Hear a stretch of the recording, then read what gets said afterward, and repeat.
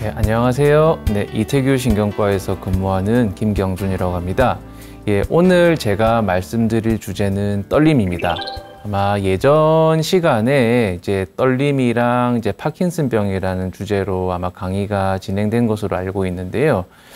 오늘 이 시간에는 이제 떨림이라는 증상 그 자체에 좀 더 초점을 맞춰가지고 떨림의 분류라든지 이제 우리가 떨림을 어떻게 관리를 하면 좋을지 그런 내용을 중심으로 말씀을 드리도록 하겠습니다. 먼저 떨림의 정의부터 말씀을 드리겠습니다. 우리가 교과서적으로 떨림을 정의를 하자면은 몸의 일부분 아니면은 여러 군데에 있는 조이고 풀어주는 이 근육들이 교대로 혹은 이제 동시에 수축을 하는 바람에 규칙적이고 일정한 빈도로 일어나는 진동을 우리가 떨림이라고 얘기를 할 수 있겠습니다. 이제 저희가 이제 떨림을 분류를 할 때 뭐 이제 머리가 떨린다, 손이 떨린다, 다리가 떨린다, 뭐 그렇게 이제 위치에 따라서 구분을 할 수도 있지만은 그것보다는 신경과 의사들은 떨림이 어떤 상황에서 나타나느냐에 따라서 저희가 크게 세 가지로 나눌 수가 있겠는데요. 먼저 안정시 떨림이 있습니다. 안정시 떨림이라는 거는 이제 근육의 긴장을 풀고 몸에 힘을 뺀 이제 정말 안정된 상태에서 나타나는 떨림을 저희가 안정시 떨림이라고 얘기를 합니다. 안정시 떨림이 있는지 보기 위해서 저희가 진료실에서 환자분들한테 손을 무릎이나 팔걸이에 가만히 얹어두거나 아니면은 다리를 검사대 아래로 늘어뜨리거나 하게 해서 떨림이 있는지를 관찰을 하게 되고 또는 이제 걷게 이제 걸어 보시게 하거든요. 이제 걸어 다니면서 손이 자연스럽게 늘어지게 되는데 그 상황에서 손에 떨림이 나오는지 그런 걸 가지고 저희가 안정시 떨림이 있는지를 관찰합니다. 안정시 떨림은 이제 가만히 있을 때는 떨림이 나오는데 이 떨리는 손을 움직인다거나 할 때 그러니까 신체 부위를 움직일 때 사라지는 특징이 있다고 말씀드릴 수 있겠습니다. 이 안정시 떨림은 주로 파킨슨병에서 잘 나타납니다. 특히 이제 한쪽에서, 양쪽이 아니라 한쪽에서 뚜렷하게 보이는 안정시 떨림이 있을 때 저희가 파킨슨병을 의심을 할 수 있습니다. 그런데 이제 이 안정시 떨림이 있다고 해서 무조건 파킨슨병이냐? 그건 아니고요.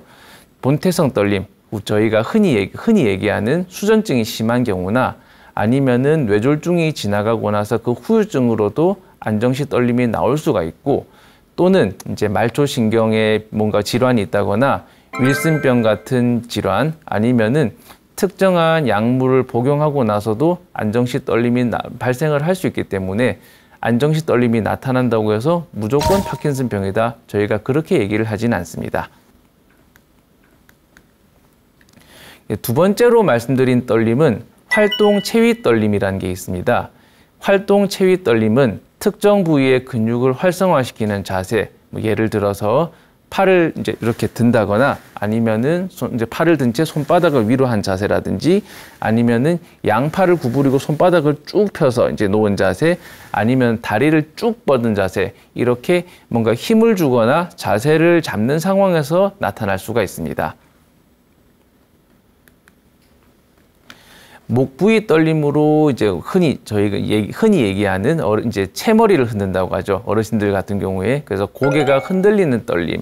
그리고 이제 이야기를 할 때 목소리가 떨리는 뭐 그런 떨림도 활동체위 떨림에 해당한다고 할 수 있겠습니다. 이런 활동체위 떨림은 움직일 때 더 심해지고 이제 교감신경이 우리 몸의 긴장도를 올리는 교감신경이 흥분할 때 이런 떨림이 이제 나타나는데 교감신경이 이제 활성화되는 그런 상황들, 우리 감정적으로 흥분을 하거나 화가 난다거나 불안하거나 그럴 때 좀 더 두드러지게 보인다는 특징이 있습니다. 이런 활동체위 떨림은 본태성 떨림, 흔히 얘기하는 수전증에서 제일 흔히 나타나고 뭐 약물에 의해서도 발생을 할 수 있고 말초신경 질환이 있는 경우에 나오는 떨림에서도 활동체위 떨림이 나타날 수가 있는 것으로 알고 있습니다. 세 번째로 말씀드릴 수 있는 떨림은 아까 말씀드린 안정시 떨림, 활동체위 떨림보다는 좀 덜 흔한 떨림인데 의도 떨림이라는 게 있습니다. 이 의도 떨림이라는 것은 활동을 할 때 특히 이제 뭔가 지시된 운동의 마지막 부분에서 심하게 떨린다는 특징이 있습니다. 이를테면은 이제 손을 뻗어서 물건을 잡는다든지 뭐 손가락을 뻗는다든지 처음에 시작할 때는 괜찮은데 끝으로 갈수록 뭔가 목적으로 갈수록 손이 이렇게 더 많이 떨리는 그런 특징을 가지게 되는데 이 의도 떨림은 아까 말씀드린 안정시 떨림, 활동체위 떨림보다 좀 불규칙적이고 주로 머리나 팔에 나타납니다. 이런 떨림이 있을 경우에 저희가 생각할 수 있는 것은 이 움직임을 조절하는 손의 부분 그리고 그 주변 부분에 뭔가 문제가 있는지를 저희가 확인을 해야 합니다. 이렇게 저희가 이제 어떤 상황에서 이제 떨림이 나오느냐에 따라 가지고 떨림을 크게 세 가지로 나눌 수가 있겠는데요. 저희가 이제 떨림을 유발하는 여러 가지 상황들, 그 다음에 그 질환들에 대해서 좀 더 말씀드리는 시간을 가져보도록 하겠습니다. 먼저 가장 흔히 보이는 떨림인 본태성 떨림에 대해서 간단하게 말씀드리도록 하겠습니다. 본태성 떨림은 이제 쉽게 말해서 저희가 수전증이라고 표현을 하는데요. 영어로는 essential tremor라고 합니다. 이제 특별한 원인이 없다는 얘기인데 이 본태성 떨림의 특징은 대개 양쪽에서 발생을 하고요. 주로 팔이나 손에서 많이 생깁니다. 그 다음으로 많이 생기는 곳이 머리 쪽이고요. 그래서 보통 손을 떤다든지 그런 거 말고 머리가 이렇게 좌우로 흔들린다든지 위아래로 흔들린다는 그런 양상의 떨림으로도 나올 수가 있고 이런 팔이나 머리보다는 흔하지 않지만은 턱이나 입술이나 혀 이런 쪽도 떨릴 수가 있고 목소리 떨림도 동반될 수 있습니다. 다리 떨림은 별로 나타나진 않는데 이제 기립성 떨림이라고 해서 우리가 이제 앉았다가 일어서거나 오래 서 있거나 그런 경우에 다리가 후들후들 그렇게 떨리는 이제 증상을 경험하실 수가 있는데 그럴 때 나오는 떨림을 기립성 떨림이라고 합니다. 이게 그 본태성 떨림의 일종으로 생각은 하고 있는데 뭐 그렇게 흔하지는 않고요. 이런 본태성 떨림은 보통 잘 나타나는 연령대가 두 가지가 있습니다. 보통 젊을 때, 10대, 20대 그때 잘 생기고 또 조금 연세가 드시고 나서 60대에서 잘 발생하는 것으로 알려져 있습니다. 젊으면 이게 아주 칼로 무 자르듯이 그렇게 확연하게 구분되지는 않지만은 젊은 나이에 나타나는 본태성 떨림은 진폭이 작고 좀 떨림이 빨리 떨리는 그런 양상으로 보이게 되고 연세가 드셔서 나오는 본태성 떨림은 이제 젊어서 나타나는 본태성 떨림보다는 진폭이 크고 느린 양상으로 보이는 경향이 있습니다. 본태성 떨림에서 주로 나오는 떨림은 체위 떨림이 주로 나옵니다. 아까 말씀드린 활동 체위 떨림, 이제 자세를 잡거나 움직일 때 나오는 떨림이 주로 나오고요.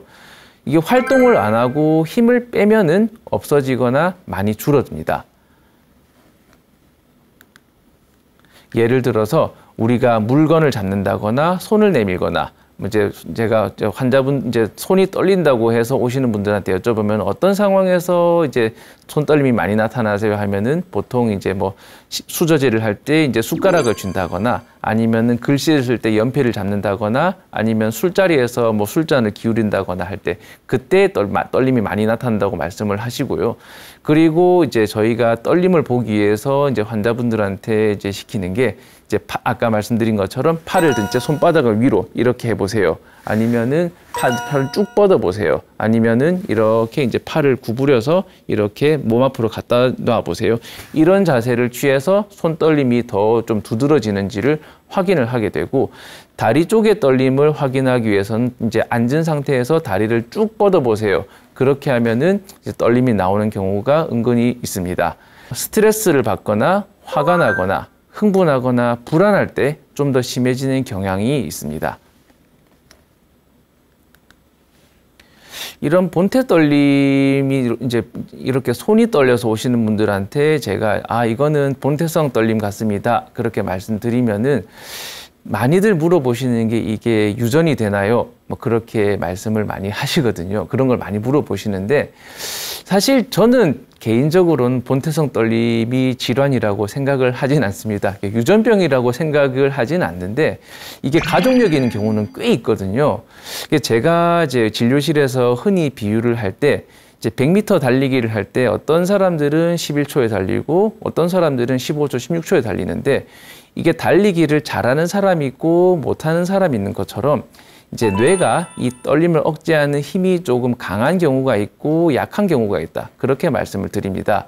그래서 우리가 달리기 잘하는 사람들이 자식을 하면 달리기를 잘할 확률이 높잖아요. 그런 것처럼 이제 그 뇌도 서로 이제 부모랑 자식 간에 좀 닮기 때문에 그래서 이제 좀 어머니, 아버님이 떠시면은 이제 자식들도 좀 더 떠는 경향이 있다. 그렇게 이해하시면 될 것으로 생각합니다. 그리고 한 가지 또 많이 물어보시는 게 이게 본태성 떨림이 혹시나 파킨슨병 같은 걸로 옮겨갈 수 있는지 혹시나 제가 나중에 파킨슨이 생기지 않을까요? 그런 것도 많이들 물어보시는데요. 사실 좀 이따가 말씀을 드리겠지만은 이제 파킨슨병에서 나오는 떨림 양상이 이제 본태성 떨림에서 나오는 떨림 양상과는 약간 구분이 됩니다. 그리고 이제 파킨슨병을 진단을 하기 위해서는 이제 떨림이 있다는 것도 중요하지만은 다른 특징들이 같이 있어야 저희가 파킨슨병으로 진단을 할 수 있거든요. 가장 중요한 게 이제 운동의 속도라든지 크기가 줄어드는 서동증이 동반이 돼야 되고 그러면서 이제 관절을 움직여 봤을 때 관절에 저항이 느껴지는 경직 증상 그리고 이제 걸을 때 다리가 끌린다든지 자세가 구부정해진다든지 그런 운동 증상들이 동반되었을 때 저희가 파킨슨병을 좀 더 의심을 할 수 있고 그리고 이제 비운동 증상 뭐 이를테면은 변비나 기립성 어지럼증 그다음에 뭐 배뇨장애 같은 그런 증상들이 동반될 때 이제 파킨슨병에서 그런 비운동 증상들이 많이 동반되기 때문에 아주 초기 같으면은 잘 모르겠지만은 그래도 어느 정도는 구분을 할 수 있다. 그렇게 말씀을 드릴 수 있겠습니다. 그리고 이제 예전에 실제로 연구가 되었었는데요. 환자분들, 이제 본태성 떨림으로 진단받은 분들을 추적 관찰해 보니까 본태성 떨림에서 파킨슨병이 나오는 위험이 더 높거나 하지는 않았습니다.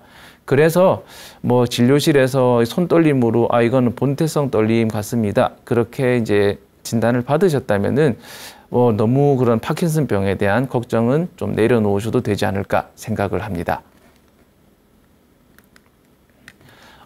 그런 말이 나온 김에 그러면은 파킨슨병에서 주로 보이는 떨림에 대해서 좀 더 말씀을 드리겠습니다. 방금 말씀드린 본태성 떨림과는 달리 이제 파킨슨병에서 나오는 떨림은 안정시 떨림이 주로 보입니다. 아까도 잠깐 말씀드렸지만은 근육의 긴장을 풀고 몸에 힘을 뺀 안정된 상태에서 나오는 떨림이 안정시 떨림입니다. 그래서 이제 저희가 파킨슨병이 의심되는 분들 그런 거를 확인하기 위해서 진료실에서 떨림을 관찰할 때 그냥 가만히 힘을 빼고 의자에 앉아 계셔 보세요. 그렇게 말씀을 드립니다. 그리고 이제 이제 걸으시게 해보는데 걸으시는 동안에 이제 자연스러운 보행을 하는 동안 한쪽에서 이제 그 손이 떨리거나 그러지 않은지를 보고 저희가 이제 안정시 떨림이 있는지 없는지를 확인을 할 수가 있습니다. 이제 파킨슨병에서 나오는 안정시 떨림은 간단하게 보여드리면은 좀 손을 뒤집는 듯한 그런 떨림 이런 식으로 떨리는 게 주요 특징이고요. 그러면서 손 안에 조그만 알약을 굴리는 것처럼 이렇게 굴리는 이제 영어로는 필 롤링 트레머라고 하는데 이런 손가락이 이제 뭔가를 굴리는 그런 느낌의 떨림도 같이 나올 수가 있습니다. 그리고 재발현 떨림이라고 해서 아주 자주 보이는 건 아닌데 이렇게 떨다가 이제 환자분들한테 팔을 들어보세요 하고 팔을 쭉 뻗어보면은 이제 이 떨림이 잠깐 멈췄다가 다시 떨리는 그런 떨림을 보일 수가 있습니다. 이거는 체위 떨림과 비슷하지만은 이게 안정시 떨림이 나왔다가 이제 살짝 멈췄다가 이제 자세를 다시 잡고 나서 그 안정시 떨림과 비슷한 양상으로 떨림이 나오는데 이제 이런 재발현 떨림이 있는 경우에는 이제 조금 저희가 파킨슨병을 의심을 할 수 있다. 그렇게 말씀을 드릴 수가 있겠습니다. 이 안정시 떨림, 파킨슨병에서 나오는 안정시 떨림 같은 경우에는 움직일 때는 이제 떨림이 좀 덜 나타난다는 특징이 있습니다. 아까 말씀드린 활동체위 떨림과는 조금 이제 반대된다고 이해를 하시면 될 것 같고요. 이 안정시 떨림이 파킨슨병 환자들에서 모두 나타나는 건 아니지만은 그래도 꽤 흔하게 나타납니다. 이제 통계를 봤을 때는 약 50%에서 70% 사이에서 안정시 떨림이 나오는 것으로 알려져 있고, 또 중요한 게 뭐냐면은 파킨슨병에서 나오는 안정시 떨림은 한쪽에서 시작을 합니다. 대개는 이제 팔이나 다리 한쪽에서 이제 비대칭적으로 시작을 해서 다른 팔이나 다리로 진행한다는 특징이 있습니다.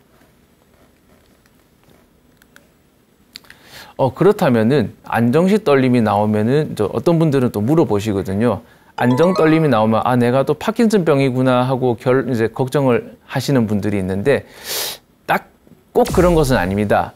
그 본태성 떨림, 그 수전증이 아주 심한 경우나 아니면은 이제 사실 이번 주제는 아니지만은 근긴장 이상증이라고 해서 이제 근육의 긴장, 이제 수축이 조절이 잘 안 되는 상황이 있는데 그런 근긴장 이상증에서도 이제 안정시 떨림과 비슷한 떨림을 보일 수가 있습니다. 그리고 이런 경우에는 안정시 떨림이 있더라도 좀 더 활동 체위 떨림이 좀 더 두드러지게 나타나기 때문에 이제 저희가 파킨슨병과는 어느 정도는 구분이 되니까 앞서 말씀드렸던 것처럼 이제 파킨슨병에서 나올 수 있는 서동증이라든지 경직 그런 동반 증상들을 확인하는 것도 파킨슨병을 진단하는 데 중요하다고 말씀드릴 수가 있겠습니다.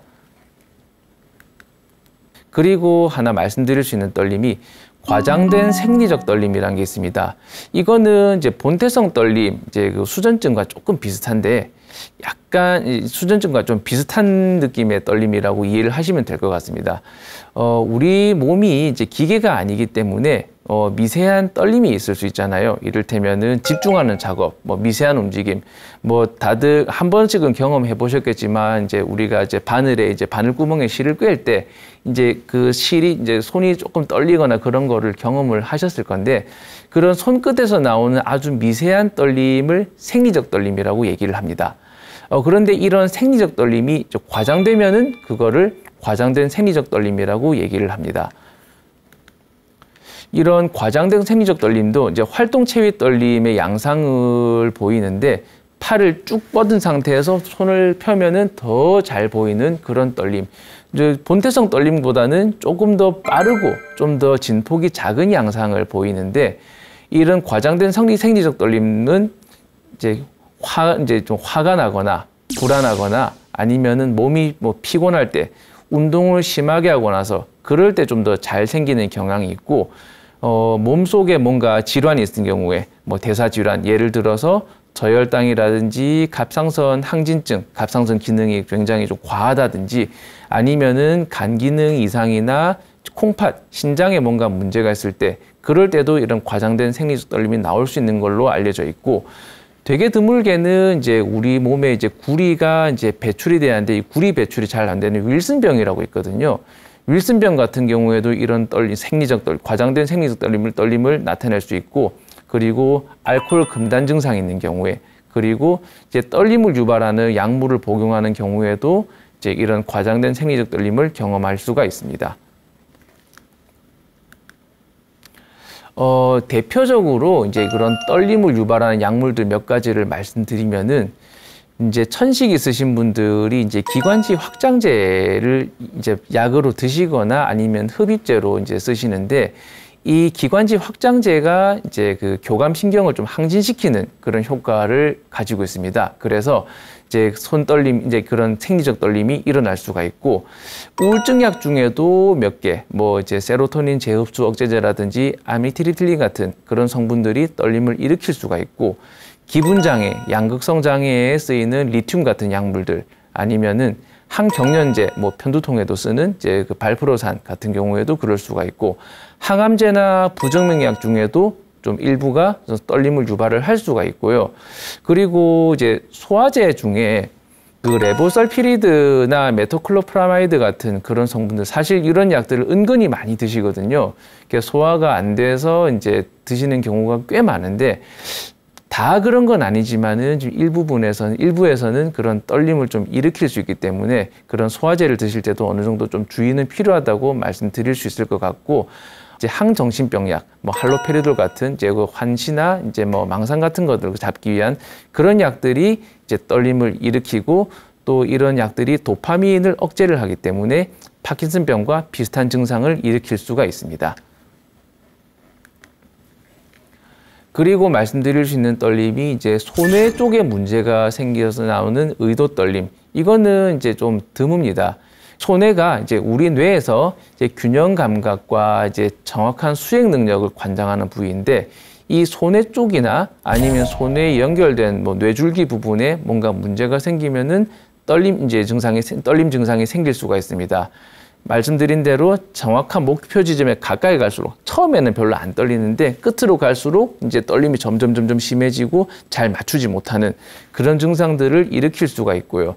이 소뇌 질환, 소뇌 쪽에 문제가 있으면은 이런 의도 떨림도 나타날 수 있지만은 걸을 때 우리가 술 취한 것처럼 이제 비틀비틀 이제 균형을 잘 잡지 못하는 그런 증상도 나올 수가 있고, 발음을 할 때 뭔가 발음이 딱딱딱딱 끊어지는 그런 구음장애, 발음장애도 경험을 하실 수가 있고, 그럴 때 저희가 소뇌 쪽 문제를 생각을 하고, 그런 경우에는 이제 뇌 쪽 사진을 찍어 본다든지, 혹시나 소뇌 쪽에 뭔가 문제가 생길 만한 그런 몸 안에 이상이 없는지 그런 추가적인 검사를 진행을 해야겠습니다.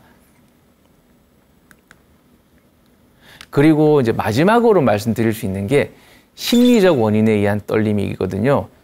가장 마지막에 생각을 해야 하는 겁니다. 우선적으로 일단 이제 떨림을 일으킬 만한 가능성을 다 차근차근 배제를 하고 나서 다른 이제 떨림을 일으킬 만한 기질적인 문제가 전혀 없다. 그럴 때 혹시나 심리적인 문제 때문에 떨리는 게 아닐까, 그렇게 생각을 하는 게 이제 필요하겠습니다. 이게 보통은 이제 뭔가 생활상의 스트레스가 심하다거나 뭔가 금전적인 보상 문제가 걸렸을 때 좀 잘 나타나는 경향이 있다고 알려져 있습니다. 이런 심리적 원인에 의한 떨림은 대체로 뭐라고 딱 구분하기가 어렵습니다. 뭐 이게 안정시 떨림이다, 활동 체위 떨림이다, 뭔가 딱히 구분되지 않고 뭔가 분류하기 어려운 이제 그런 떨림이 나오게 되고요.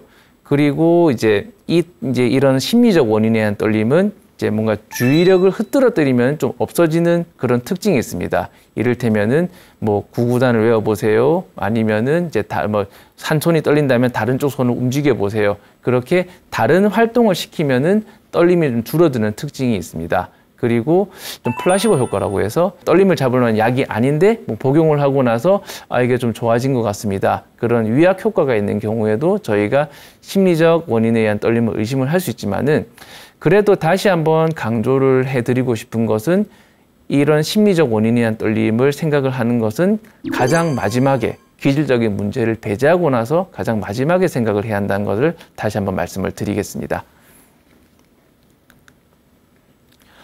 그렇다면은 이제 이전에 없던 떨림이 나왔을 때 저희가 뭘 확인해 보면 좋을까? 혹시나 병원에 오시기 전에 뭘 확인해 보고 이제 오셔서 말씀해 주시면 좋을까에 대해서 좀 말씀을 드리겠습니다.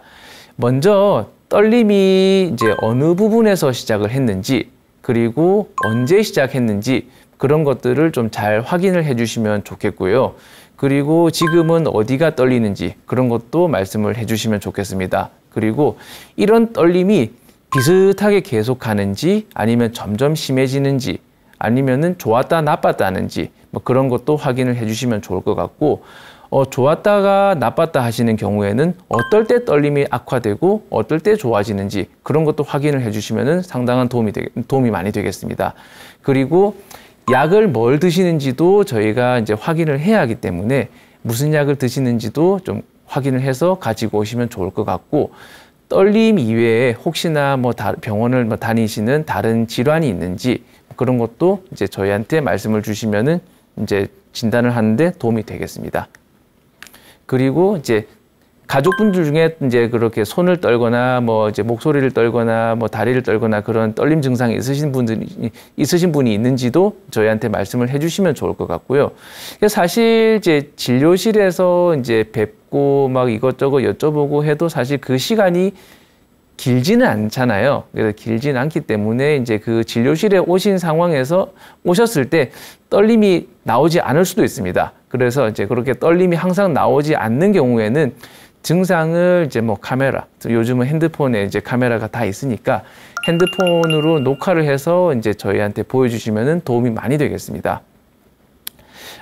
그리고 이제 마지막으로 이제 파킨슨병이 원인이 되는 떨림이 의심된다. 혹시나 파킨슨 이제 다시 한번 이제 파킨슨 걱정하시는 분들이 많아가지고 말씀을 드리면은, 파킨슨병에서 나오는 떨림, 이제 안정 떨림이 주로 나오는데, 비대칭적으로 한쪽에서 나오는 게 좀 중요한 감별 기준이 된다고 말씀을 드릴 수가 있고, 본태성 떨림에서도 이제 비대칭적으로 나올 수 있지만은 그래도 보통 양쪽으로 비슷하게 나오는 경우가 훨씬 많습니다. 그래서 그런 것들을 좀 확인을 해주시면 좋을 것 같습니다. 예, 떨림 환자를 진단을 할 때 이게 사실 의사의 임상적인 판단이 제일 중요하지만은 떨림을 유발하는 원인이 숨어 있는지를 확인하기 위해서 추가로 검사를 진행하게 되는 경우가 있습니다. 주로 이제 피 검사를 많이 하죠. 피 검사를 하는 이유는 이제 혹시 떨림을 유발하는 질환이 몸 안에 숨어 있는지를 확인하기 위해서 검사를 진행하는데, 주로 하는 게 이제 갑상선 기능 호르몬, 갑상선 호르몬이 혹시 넘치지 않는지 갑상선 기능 검사를 하게 되고, 간이나 신장 쪽 문제가 없는지 간 기능 검사, 신장 기능 검사, 그리고 혈당이 떨어지거나 그럴 때도 떨림이 나올 수가 있거든요. 그래서 이제 혈당 검사, 그리고 아주 드물지만은 그래도 혹시나 그런 구리 배출이 안 되는 윌슨병을 놓치면 안 되니까 윌슨병 관련된 검사도 저희가 진행을 하게 됩니다. 그런데 이제 만약 한쪽에서만 떨림이 두드러지게 나타난다든지, 안정시 떨림이나 이제 손해 이상이 의심되는 그런 의도 떨림이 나오는 경우에는 뇌 쪽의 문제를 확인하기 위해서 뭐 MRI 같은 영상 검사가 필요할 수가 있겠습니다. 지금까지 이제 떨림을 구분하고 이제 저희 진단을 하는, 어떻게 진단하는지를 말씀을 드렸고, 이제부터는 이제 우리에게 나오는 떨림을 어떻게 치료하고 관리할지에 대해서 좀 더 말씀을 드려보도록 하겠습니다. 우선 본태성 떨림을 어떻게 관리할지에 대해서 말씀을 드리겠습니다. 본태 떨림의 경우에는 우선 악화 요인을 찾아내고 이를 피하는 것이 가장 중요하다고 말씀드릴 수 있겠습니다. 보통 이제 이런 본태성 떨림을 이제 악화시킨 요인, 이제 과장된 생리적 떨림을 유발하는 상황과 거의 비슷하다고 이해하시면 좋을 것 같은데요. 이제 약물이라든지 혈당이 좀 왔다 갔다 한다든지, 아니면은 갑상선 기능이 너무 넘친다든지, 호르몬이 넘친다든지, 아니면은 전해질이 밸런스가 깨진다든지, 간이나 신장 쪽에 문제가 있을 때, 그럴 때 떨림을 유발을 할 수 있기 때문에 혹시나 그런 문제가 없는지를 피검사를 통해서 확인을 하고 이제 해결을 할 필요가 있겠고요.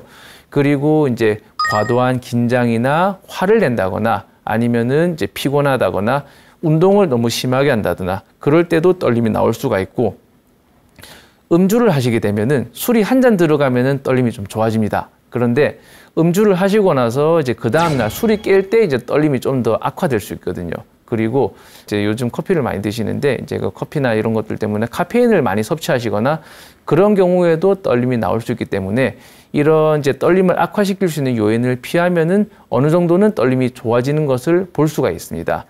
그런데 이런 생활 중에서 이런 떨림을 악화시킬 수 있는 요인을 교정을 해도 떨림이 남아 있고, 이것 때문에 뭐 생활에 지장이 있는 경우, 뭐 이제 이를테면은 뭐 앞에 나가서 발표를 많이 하셔야 하는데 뭐 손이 많이 떨린다, 목소리가 떨린다, 아니면은 뭐 정밀한 수작업을 많이 하셔야 하는 경우, 아니면은 뭐 이제 그렇게 신경이 많이 쓰이시거나 그런 경우에는 약물 치료를 하시는 게 좋겠습니다.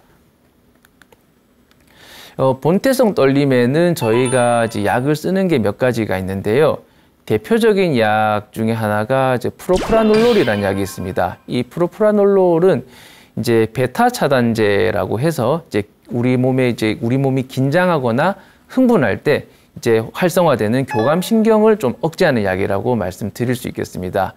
이게 이제 실제로는 이제 이게 교감 신경을 억제를 하면은 혈압을 낮추고 맥박수를 좀 느리게 하기 때문에 이게 혈압약으로도 많이 쓰는데, 이 떨림을 잡는 이 교감신경이 이제 억제가 되면 떨림도 좋아지거든요. 그래서 떨림을 잡는 효과도 꽤 괜찮아서 신경과에서는 떨림을 잡는 목적으로 많이 쓰는 약입니다.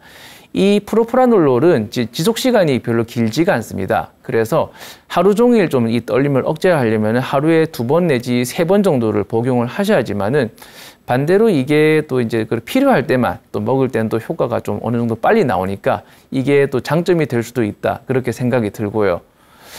대부분의 환자분들이 이제 이 프로프라놀롤을 드시면은 어느 정도 효과를 보실 수가 있습니다. 근데 보통 이제 약을 이제 처방을 해드리겠습니다. 한번 드셔보세요 하면은 또 많이들 물어보시는 게 이 약 먹으면 부작용이 뭐가 있어요? 이런 것도 많이 물어보시는데요. 프로프라놀롤 같은 경우에는 그래도 비교적 안전한 약이라고 생각을 합니다. 대표적인 부작용이 보통 이제 조금 나른하거나 어지럽다거나 좀 소화가 잘 안 된다. 뭐 그 정도의 이제 부작용을 경험을 할 수가 있는데 뭐 있더라도 이제 그런 부작용들은 좀 약을 조금 용량을 좀 조절한다거나 아니면은 약을 줄이고 다른 약을 추가하면은 좀 완화가 될 수 있습니다. 다만 이제 프로프라놀롤을 처방을 할 때 저희가 꼭 주의를 하는 게 있는데 이게 이제 그 기관지를 좀 수축을 시킬 수 있거든요. 그래서 기관지가 좀 좁아질 수 있기 때문에 천식 있으신 분들은 그 프로프라놀롤을 잘 처방을 하진 않고요. 그리고 이제 이 내당능 장애, 이 혈당을 조절하는 능력을 조금 이제 떨어뜨릴 수 있기 때문에 당뇨가 잘 조절되지 않는 분들은 좀 주의를 할 필요가 있습니다. 그리고 이제 기본적으로 혈압약이라서 좀 혈압이 좀 떨어지고 맥박이 좀 느려질 수 있기 때문에 좀 심박수가 느려지는 심장 질환 경우에도 좀 이 프로프라놀롤을 복용할 때 주의가 필요하다. 그렇게 말씀을 드릴 수 있겠습니다. 그리고 이제 또 효과가 좋은 약 중에 하나가 프리미돈이라는 약이 있거든요. 이 프리미돈은 원래 이제 뇌전증 약입니다. 예전에는 뇌전증을 간질이라고 부르는데 이제 이름이 이제 바뀐 지 한 10년이 넘었습니다. 뇌전증에 이제 쓰는 약인데 이 프리미돈이 처음엔 뇌전증 약으로 만들어졌는데 이걸 드시다 보니까 이 떨림도 잘 잡히네. 그래서 떨림의 효과가 매우 좋다는 게 확인이 되고 요즘은 이제 프리미돈보다 더 이제 효과가 괜찮은 뇌전증 약들이 많이 나오면서 프리미돈은 요즘은 이제 떨림 있는 경우에 많이 쓰이는 것을 이제 쓰입니다. 지속 시간이 이제 앞서 말씀드린 프로프라놀롤보다는 조금 훨씬 길고요. 근데 프리미돈이 효과는 꽤 괜찮은데 이제 메스껍고 좀 어지럽고 멍하다 그런 증상들을 호소하는 분들이 꽤 있으십니다. 그래서 저녁 시간에 이제 보통 소량씩 아주 뭐 반알 내지는 4분의 1알부터 이제 보통 드시는 것을 권장을 합니다. 그 1차 약제, 이제 본태성 떨림에 쓸 수 있는 1차 약제로 지금 말씀드린 프로프라놀롤이랑 프리미돈이 이제 꼽히는데 이제 각각을 써도 효과가 꽤 괜찮고 약간 부족하다면 두 가지를 같이 써도 되겠습니다. 그런데 이런 이제 1차 약제를 드셨는데도 효과가 좀 별로 못한 것 같다. 아니면 부작용 때문에 좀 효과를 좀 보기 어려운 경우에는 2차 약제를 고려를 하게 되는데 이제 아로티놀롤이라는 약이 있거든요. 이것도 놀롤로 끝났는데 이제 프로프라놀롤이랑 좀 비슷한 약입니다. 효과랑 부작용도 이제 프로프라놀롤이랑 비슷해서 천식 있는 분들, 뭐 당뇨가 좀 잘 조절이 안 되는 분들은 좀 주의를 해야 되고 그 다음에 안정제 계열의 약, 뭐 알프라졸람이라든지 클로나제팜 같은 약들이 이제 좀 떨림에 좀 도움이 되는데 이런 약들은 안정제이기 때문에 좀 마음도 차분해지고 불안감도 좀 덜하고 떨림도 좀 좋아집니다.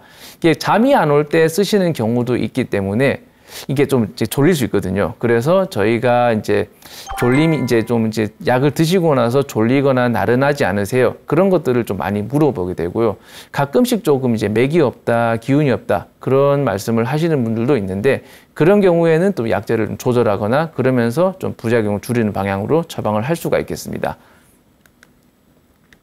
그리고 뇌전증 약 중에도 이제 토피라메이트나 가바펜틴 같은 약들이 좀 떨림에 도움이 되는데 가바펜틴이 이제 뇌전증에도 쓰지만은 요즘은 신경통에도 많이 쓰고 이제 떨림에도 좀 도움이 되거든요. 근데 이 가바펜틴은 이제 졸림이나 어지럼증이 나올 수가 있고 이제 콩팥 기능, 이제 신장 쪽의 기능이 안 좋다면은 이 약 때문에 좀 근육 떨림이나 이제 그 근육 경련이 나올 수 있기 때문에 좀 주의가 필요하겠습니다.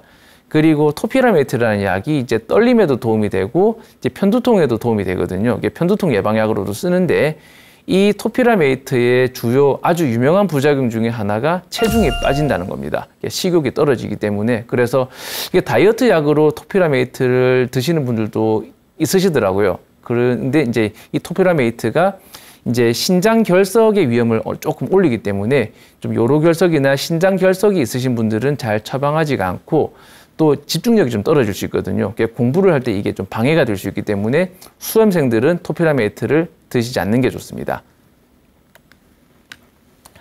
꾸준하게 약물 치료를 했는데도 호전이 없이 떨림이 계속되어서 많이 불편하시면은 이제 보툴리눔 독소, 이제 흔히 얘기하는 보톡스 주사를 해볼 수가 있고 수술도 고려를 해볼 수 있는데, 이제 보툴리눔 독소, 이제 보톡스는 이제 그 많이 떨리는 근육을 살짝 마비시켜 가지고 이제 떨림을 잡는 거를 기대를 해볼 수가 있고요.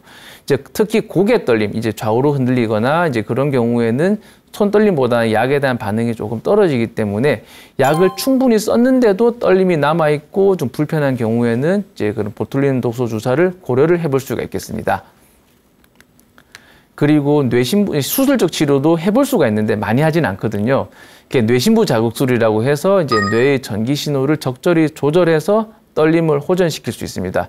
뇌신부 자극술 같은 경우에는 파킨슨병에도 쓸 수가 있는데, 이게 파킨슨병과는 그 수술 타겟이 조금 다르다. 이제 그래서 이제 어떤 이제 타겟을 이제 자극을 하면은 파킨슨병이 좋아질 수 있고, 다른 부분을 자극을 하면은 떨림이 좋아질 수 있고, 굉장히 좀 그 타겟 조절이 좀 미세하기 때문에 어느 정도 난이도가 좀 이제 있는 그런 수술이라고 말씀을 드릴 수가 있고, 또 뭐 초음파, 이제 초음파를 좀 집중적으로 쏘거나 감마 나이프 같은 것들을 이용해서도 이제 수술을 진행을 해서 떨림을 좀 억제를 해볼 수가 있는데, 이런 경우 이제 사실 많이는 안 합니다. 그래서 반드시 전문가와 이제 다른 의사 선생님과 상의를 해서 수술이 도움될 수 있는 상황인지 반드시 확인을 해보실 필요가 있겠습니다.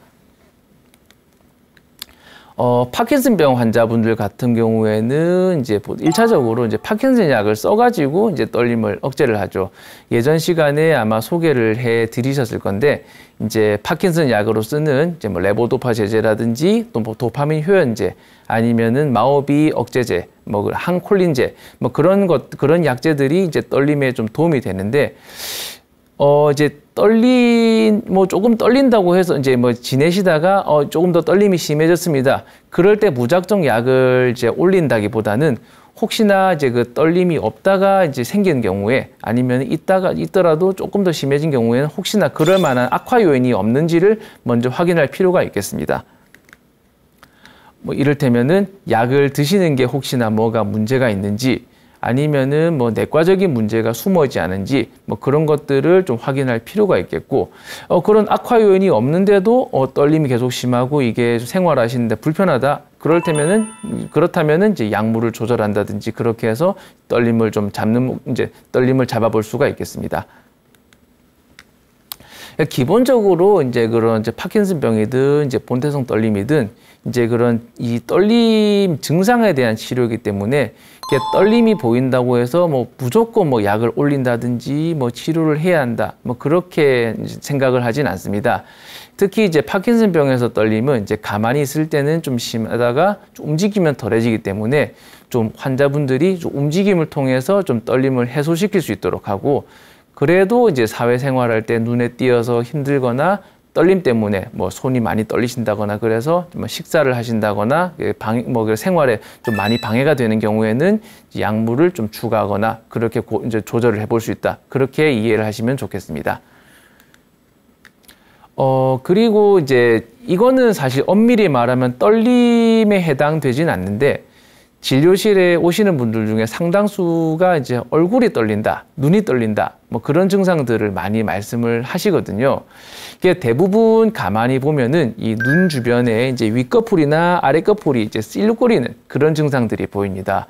이게 이제 엄밀한 의미에서 이제 떨림은 아닙니다. 이제 영어로는 뭐 eyelid myokymia 아니면 eyelid twitching이라고 표현하는데, 이게 눈꺼풀 주변의 신경이 이제 근육을 컨트롤하는데, 이 신경이 근육을 제대로 컨트롤하지 못해서 근육이 이제 신경의 통제를 벗어나서 지 마음대로 수축을 하는 이제 근육의 잔떨림 증상이라고 이제 이해를 하시면 좋겠습니다. 이게 이제 대체적으로는 이제 마그네슘 부족이 아닌가 생각을 하시거든요. 근데 마그네슘이 많이 떨어지면은 근육 경련을 일으킬 수 있는 것은 맞습니다. 그런데 실제로 이제 뭐 눈떨림으로 오시는 분들 중에 제가 뭐 혈액 검사도 나가고 그렇게 하는데, 마그네슘이 모자란 경우는 별로 많지는 않습니다. 실제로 또 이제 오셔가지고 이제 눈떨림이 있어서 마그네슘 드시고 오셨다, 그런 분들이 한 10분 중에 9분 정도 되거든요. 그래서 마그네슘을 드셨는데도 효과가 없어서 이제 오셨다. 그런 말씀을 많이 하시는데 그거 자체가 이제 마그네슘 부족이 이제 그 떨림을 일으키는 게 아니다. 그런 증거가 반증이 되기도 합니다. 실제로 이제 그 마그네슘 부족보다는 이제 피곤해서 그런 경우가 제일 많거든요. 이제 눈떨림 같은 경우에는 잠을 잘 못 주무셨다, 뭐 잠을 많이 설쳤다, 아니면은 이제 이 빛 자극이 눈을 피로하게 만듭니다. 그래서 평소에 뭐 모니터를 많이 보신다든지 아니면은 자기 전에 뭐 TV나 핸드폰을 너무 오래 본다든지 그런 경우에 눈떨림이 나오는 경우가 가장 흔하고요. 그리고 이제 갑상선 호르몬이 좀 넘친다거나 그럴 때도 눈떨림이 나올 수가 있고, 그 다음에 칼슘이나 칼륨, 뭐 마그네슘 같은 전해질의 불균형을 생각을 할 수가 있습니다. 이 잔떨림 증상이 눈 주변에서 벗어나지 않고 얼굴로 내려오지 않고 이제 눈 주변에 국한되어 있다면은 보통은 괜찮다고 생각을 하셔도 좋겠습니다. 하지만 이제 방금 말씀드린 이제 이 잔떨림 증상과 좀 구분을 해야 하는 게 몇 가지가 있는데, 대표적인 게 반쪽 안면 경련이라는 게 있습니다. 이거는 이제 그 떨림이 눈가에서 그치지 않고 증상이 좀 위아래로 번지는 느낌입니다. 처음에 눈부터 시작해서 입꼬리로 내려오거나 아니면 입에서 이제 눈으로 올라오거나 그런 식으로 좀 번지는 양상을 보일 수가 있는데, 이제 근육이 좀 수축하고 눈이 이렇게 감기는, 입꼬리가 올라가는 이런 양상의 그런 떨림을 보일 수가 있고, 그런 경우에는 이제 저희가 이제 잔떨림보다는 반쪽 얼굴 연축, 반쪽 안면 경련을 의심을 해볼 수가 있겠습니다.